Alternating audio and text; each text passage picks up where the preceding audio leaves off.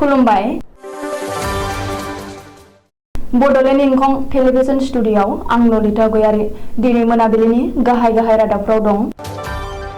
इउपिपिएलआ क'क्राझाराव स्निथि गायसनथाय सान फालिदों। गुवाहाटी नोगोरमायाव 3 बोसोरनि खुदियाखौ बिमानि आखाइनिफ्राय सिख'नानै लांदों। बङाइगावआव मा 15 मोसौ हमदों। जनाइनि मुरखुंसेलें खोन्दोनि समखं गामिनि पन्चायतआव PMGAY बानायनायनि मुङाव आयेन बेरेखायै जाख्ल'नायनि अजद सिखारदों। धेमाजिनि सानजारि नोगोराव बड'लेण्ड आइडल सेसन 2 नि अडिसन लादों। भेरगाव इउपिपिएलआ स्निथि गायसनथाय सान फालिदों। गसाइगाव महकुमा गामि पुलिस हान्जानि सांग्रांथि मेल। चिरांनि सिसुबारि गामिया दैबानाजों सिलिंखार जाबाय, गं 45 नखरा हालाय हाफाय। बे खेबाव आसामखौ टार्गेट खालामदों झारखन्डनि साइबार क्रिमिनेल गेंआ। बिटिसि सोरखारा सा 141 फोरोंगिरिनो थिसनलाइ होदों। दानिया फैदो आबुं रादाबाव।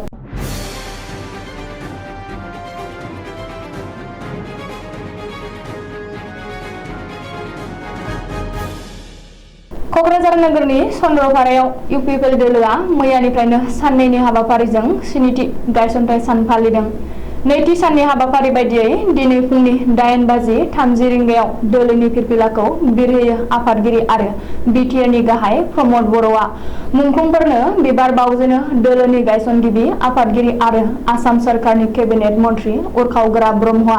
बेनि उनाव प्रमद बर'आ क'क्राझार पाटिपारायाव मुंख्लं सुजित नार्जारि पार्कनि अन्थाइ खुन्थिया गायसनो। इउपिपिएलनि स्निथि गायसनथाय सान फालिनायजों लोब्बा लाना चन्द्रपारा गेलेग्रा फोथाराव गोसोखांथि जोलुर गेलेनाय बादायलायनायबो खुंनाय जायो। मख'नो गोनांदि इउपिपिएल दोलोनि स्निथि गायसननाय सानाव प्रमद बर'आ गायसनगिरि आफादगिरि आरो आसाम सोरखारनि केबिनेट मन्थ्रि उरखाव ब्रह्म, मावफुं आफादगिरि आरो रायजो सभानि MP रोनगोरा नार्जारिजों लोगोसे दोलोनि गासैबो दैदेनगिरि सोद्रोमा आरो मावथिफोरखौ साबायखर बावो। बेजों लोगोसे दोलोनि साफ्रोमबो दैदेनगिरि सोद्रोमाफोरनि गोब्राब मावसोमनायनि थाखाय इउपिपिएल दोलोआ दिनैनि बे थासारियाव सफैनो हादों होननानै प्रमद बर'आ खौरांगिरिनि सिगाङाव फोरमायदों। गुबुन फारसे प्रमद बर'आ हाग्रामा महिलारि दैदेननाय BPF दोलोखौबो गोख्रों रावजों सोंखारियो। BPFआ BJPनि गारियाव गाखोना उनाव ओंखारफिनदों आरो कंग्रेसनि गारियाव गाखोहैदोंमोन। नाथाय दा BPFआ फिन BJPनि गारियाव गाखोनो नागिरफिनदोंब्ला बेनि बागै जेबो मिथिया होननानैबो प्रमद बर'आ बुंदों। बबेखानि बिटिआर गोरोबथानि दफाफोरखौ मावफुंनो हायाब्ला रायजो राजाया इउपिपिएलनो फिन खाबु होनाय नङा। बिटिआर गोरोबथानि दफाफोरखौ मावफुंनांगोन आरो जायफोर दफाखौ मावफुंनायाव गोबाव सम लागोन बेफोरखौ दानिफ्रायनो जागायनांगोन होननानै मन्थ्रि उरखावग्रा ब्रह्मआ खौरांगिरिनि सिगाङाव बुंथिदों। बबेखानि इउपिपिएल दोलोनि स्निथि गायसननाय सान फालिनायाव मिरु इउपिपिएल दैदेनगिरि सोद्रोमाफोरजों लोगोसे जिल्लायारि थाखोनि दैदेनगिरिफोराबो बाहागो लायो होननानै मिथिनो हादों। गुवाहाटी नोगोरमायाव मोनसे सोमोनांथाव खुदिया लांखारनाय जाथाय जादों। बिमानि आखाइनिफ्रायनो 3 बोसोर बैसोनि खुदियाखौ बाइकजों फैनाय सिनाय मोनै दुथांफ्रा सिख'ना लांदों। गुवाहाटी नोगोरमानि परलुमुख मैया मोनाबिलियाव बे खुदिया लांखारनाय जाथाया जादों। मिथिनो हानाय बादिब्ला मैया मोनाबिलियाव बाइकजों फैनाय सानै दुथांफ्रा सासे आइजोनि आखाइनिफ्राय बिनि खुदियाखौ सिख'नानै लांदों। खुदिया सिख'ना लांजानाय आइजोखौ धुबुरी जिल्लानि होननानै मिथिदों। रिपर्ट बादिब्ला जोबोर गोरिब थाखोनि दुखुथिया आइजोआ गुवाहाटी नोगोरमानि सान्तिपुर मस्जिद गलियाव भारा थायो आरो बियो परलुमुख कुमारपारा बायदि ओनसोलाव बिबायनानै गावनि फिसा संसारखौ सालायोमोन। बे जाथायनि हेंथायै आइजोआ परलुमुख थानायाव एजाहार होदोंब्लाबो बे खौरांखौ सुजुनाय समहालागै खुदियानि बागै जेबो खौरां मोनाखै। ओरैहाय गावनि आखाइनिफ्रायनो खुदिया सिख'ना लांजानायनि उनाव आइजोआ बायग्लिलाङो आरो गावनि खुदियाखौ गोख्रोङै नागिरना दिहुननायजों लोगोसे दुथांफोरखौ हमना गोख्रों साजा होनो थाखाय आइजोआ पुलिस बिफानखौ खावलायदों। बङाइगाव जिल्लानि मानिकपुर मासदहायाव दिनै सिखावा लाबोनाय मा 15 मोसौ हमदों। गौ सुक्सा महासंघनि बङाइगाव कमिटि मदद होनायाव दिनै बङाइगाव पुलिसा सुराङै लाबोनाय मा 15 मोसौफोरखौ हमनो हादों। रिपर्ट बादिब्ला गौ सुरक्षा महासंघ बङाइगाव कमिटिया मोसौफोरखौ हमनानै उननि समाव गेरगुवाबारि आउटपस्टनि पुलिसनो गथायनानै होयो। मख'नो गोनांदि बेनि सिगां रबिबारखालि काजिरङानि कहरायाव गंसे ट्राकआव सन्देह गोनां मा 400 सुरां मोसौफोरखौ हमनो हादोंमोन। बेजों लोगोसे सानै सुबुंफोरखौ पुलिसा हमदोंमोन। बबेखानि गंसे ट्राकआव लाबोखोमानाय मा 12 मोसौफोरखौ रङियावबो राजा लामायाव हमनो हादोंमोन। मख'नो गोनांदि आसाम सरकारा मोसौ स्माग्लिं खालामनाय आरो मोसौ बेदर फाननायखौ होबथानो थाखाय मोसौ रैखाथि आयेनखौ लाबोदोंमोनब्लाबो रायजोनि खना खनला आयेन बेरेखायै मोसौ फानखोमानाय आरो मोसौ स्माग्लिं खालामनाया सोलिगासिनो दं। धेमाजि जिल्ला जनाय महकुमानि मुरखंसेलें जौगाखां खोन्दोनि सिङाव थानाय माखासे गामि पन्चायतआव MGNREGA निफ्राय PMGAY बानायनायनि मुङाव गोबां आयेन बेरेखायै रां लादों। बे अजदआ जोंनि नङा, रायजोनि। बिनिनो समखं गामि पन्चायतनि 1 आरो 2 नं वार्डनि PMGAY मोनगिरिफोरनि मुङा सायख'नायाव गोबां आयेन बेरेखा जानायनि अजद होदों रायजो राजाया। गोरिब नखरनि मुंनि सोलाय दोहोनि नखरनि मुं थानायनि अजद होदों रायजो राजाया, जायनि थाखाय न'नि मुं गैयै रायजोआ बेंग्लोबहोयो समखं गामि पन्चायतनि मावखुलिखौ। मिथिनो मोननाय बादिब्ला 2019-20 बोसोरनि गोरिब थाखोनि सिमानि गाहायाव थानाय गोरिब नखर सुबुंफोरनाव PMGAY न'नि जिअ'टेग खालामनानै गोरिब रायजोफोरनिफ्राय 100 निफ्राय 500 रां लानायनि अजद होदों। नाथाय बावैसो फोसावजानाय PMGAY मोनगिरिफोरनि मुं फारिलाइयाव गोरिब थाखोनि नखरफोरनि सोलाय APL थामहिनबा पाक्का न', साखा खबब्रै गारि गोनां, गावखौ गायसननो हानाय फालांगिरि आरो खनथाम खनब्रै मोनखांनाय नखरनि मुं थानायाव बिग्रायखांदों नायस'जानाय रायजो राजाया। अजद होनाय बादिब्ला गोरिब थाखोनि सिमानि गाहायाव थानाय नखरफोरनि सोलाय PMGAY न'नि फारिलाइयाव दोहोनि नखरनि मुं थानायाव गामि पन्चायतनि आफादगिरि, वार्ड सोद्रोमा लोगोसे पन्चायतनि माखासे मावख'गिरिफ्रा थोंजोङै लोब्बा दं। समखं गामि पन्चायतनि PMGAY न'नि जेंनायाव आयेन बेरेखायै जाख्ल'नायनि हेंथायै आसामनि गिरि मन्थ्रि डक्टर हिमन्त बिश्व शर्मा एबा बिफाननि मावख'गिरि एबा बिफाननि मन्थ्रिखौ थार बिजिरनानै आयेन बेरेखाजों लोब्बा गोनां पन्चायतनि मावख'गिरि एबा पन्चायतनि दैदेनगिरिनि सायाव थार राहा लानो खावलायदों जेंनायाव गोग्लैनाय रायजो राजाया। बड'लेण्ड आइडल सेसन 2 नि ग्राउन्ड अडिशनखौ दिनै धेमाजि जिल्ला सानजारि नोगोराव थानाय धेमाजि जिल्ला दुलाराय बर' फरायसा आफादनि मावखुलियाव खुंफुंनाय जायो।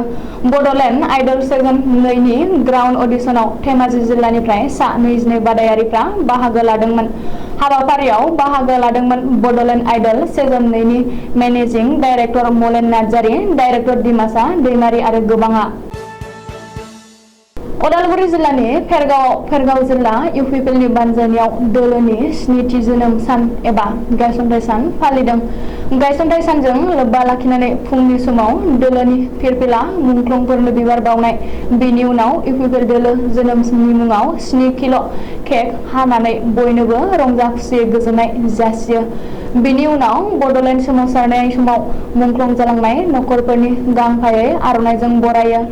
सानजौफु समाव फेरगाव जिल्लानि इउपिपिएलनि आफादगिरि निर्मल बर'नि मासि सामलायनायाव मोनसे गेवलां मेल जायो। बे मेलाव बिटिआरनि EM दावबायसा बर', MCLA दिलीप कुमार बर', फेरगाव ब्लक बिजेपिनि आफादगिरि उदित कुंगुर बर', MCLA भबेन्द्र बर', इउपिपिएलनि दैदेनगिरि नन्दराम बर', आइजो गांखंनि जिल्ला आफादगिरि लफिता कछारी, लाइमोननि आफादगिरि देरहासार बर', मिरु इउपिपिएल लेङाइ आफादगिरि इउसुफ आली, मिरु माइनरिटि सेलनि आफादगिरि लाला सिमत खगेन डेका, फेरगाव जिल्लानि फसंथानारि नेहाथारि रुद्र बाहादुर छेत्री आरो ओनसोलनि गोबां ब्लक प्राइमारिनि गोबां दैदेनगिरिफ्रा लोब-लोबै बाहागो लायो।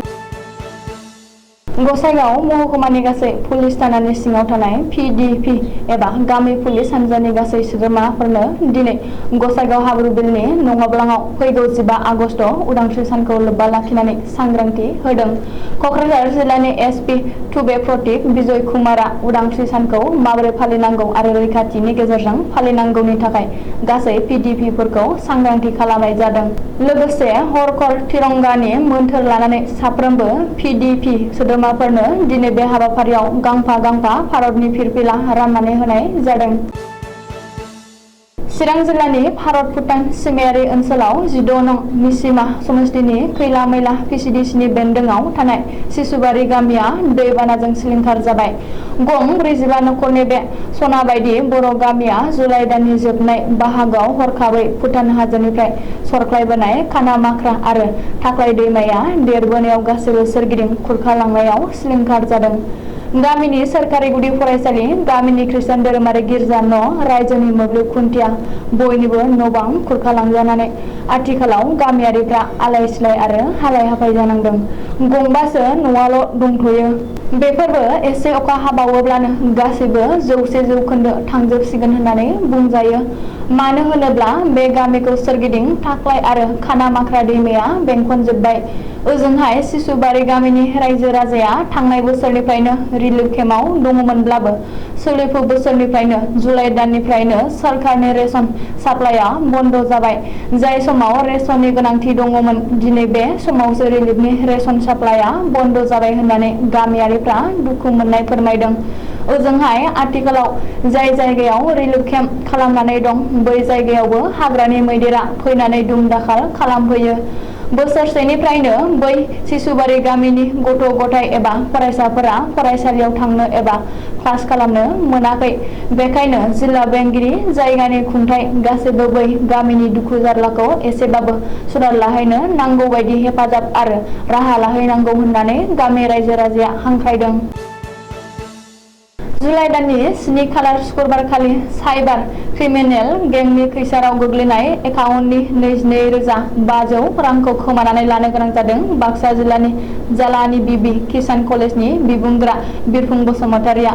उनावहाय बिरफुं बसुमतारिया गासै जाथायखौ हमनो हानानै पुलिसनो फोरमायनायनि उनाव सालबारि महकुमानि एसडिपिअ समिरन बैस'नि दैदेननायाव झारखन्ड पुलिसनि हेफाजाबजों सिमला पुलिसआ झारखन्डनि गोथौ गामिनिफ्राय 3 साइबार क्रिमिनेलखौ हमो आरो मैया बृहस्पतिबारखालि सिमला थानायाव लानानै फैयो।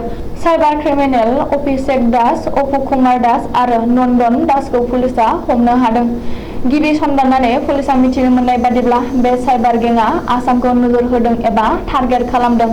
आसामनि गुबुन गुबुन जिल्लाफोरनि मानसिफोरखौ बुरखायनानै थगाय-थसि खालामनानै बे गेंआ रां खामायगासिनो दं होननानैबो पुलिसआ फोरमायदों। सालबारि महकुमानि एसडिपिअ समिरन बैस'आ बे साइबार गेंनिफ्राय सांग्रां जानो थाखाय आसामनि गासै थागिरिफोरखौ खावलायदों आरो सांग्रांथि होदों। बिटिआरनि मोनबा जिल्लायाव थानाय गुबुन गुबुन सोलोंथाइ फसंथानाव लांदां जालांनाय मासिखौ आबुं खालामनो थाखाय बिटिसि सोरखारा दिनै कक्राझार बड'लेण्ड सोलोंथाइ बिथोनगिरिनि बानजायनाय आरो दैदेननायाव बिटिसि सोरखारा गासै 144 फोरोंगिरिफोरनो थिसनलाइ गथायदों।